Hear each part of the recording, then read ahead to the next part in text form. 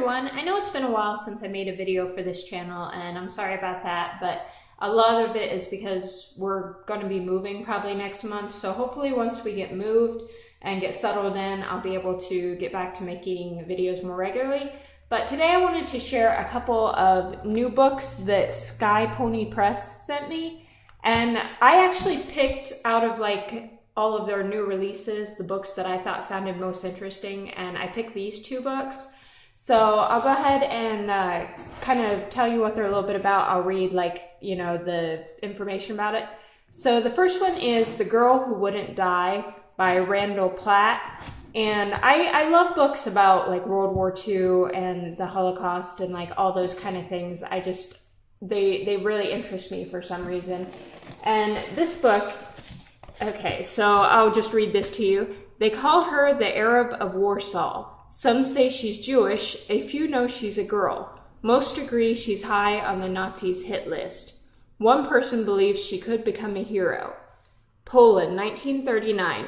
Arab knows that looking out for anyone but herself is as good as painting a target on her own back. So she plans to survive the Nazi occupation the way she always has. Disguise herself as a boy, lead her street gang, and refuse to get involved. But though Arab starts the war with just one goal, staying alive, others have different ideas for her. And when a stranger who claims to work with the resistance tries to recruit Arab for a rescue mission, she has to make a choice. Acting like a hero is a surefire way to get killed. But if she doesn't do it, who will? Hard-hitting and unforgettable, The Girl Who Wouldn't Die is a story about survival, the necessity of resistance, and the hope that can be found when the world is at its darkest. So it definitely sounds kind of like a timely book because I don't know if you've noticed, but here in America, things are kind of getting kind of crazy. I saw that, one person was arrested and charged with, laughing at a confirmation of one of the political leaders here in the U.S. And I saw today that someone else was arrested, a reporter was arrested for just asking a question of a politician here in the United States.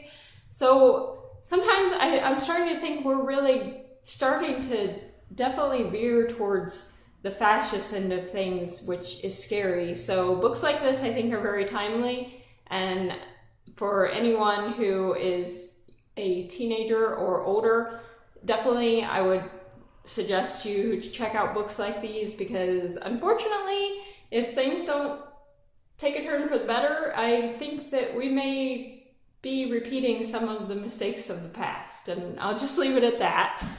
And then the second book is actually more of just a fantasy fiction book, and it's Cold Summer by Gwen. And let me go ahead and read you what it's about. Okay, it says, today he's a high school dropout with no future. Tomorrow he's a soldier in World War II. So Cale Jackson has spent years trying to control his time-traveling ability, but hasn't had much luck.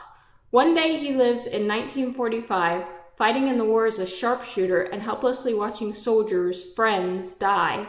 Then the next day he's back in the present where World War II has bled into his modern life in the form of PTSD, straining his relationship with his father and the few friends he has left. Every day it becomes harder to hide his battle wounds, both physical and mental, from the past. So it's about like a guy who has abilities to time travel, which is pretty interesting. When the ex-girl next door, Harper, moves back to town, thoughts of what could be if only he had a normal life begin to haunt him. Harper reminds him of the person he was before the PTSD, which helps anchor him to the present. With practice, maybe Cale could permanently remain in the present and never step foot on a battlefield again.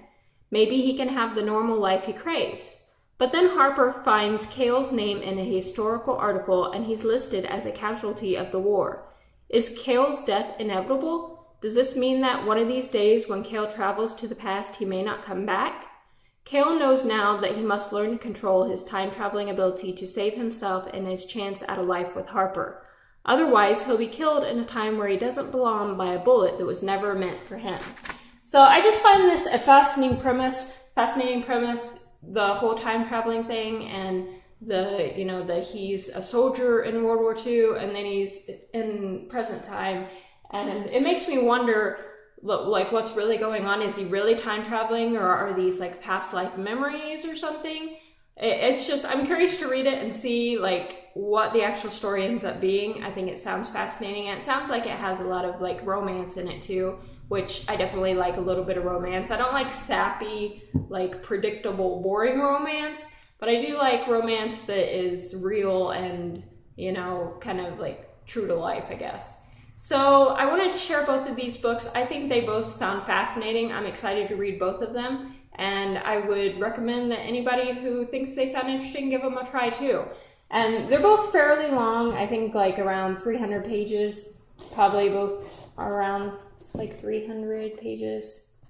Yeah, so they're both a little bit over 300, but they sound interesting to me, and hopefully they'll sound interesting to you guys too.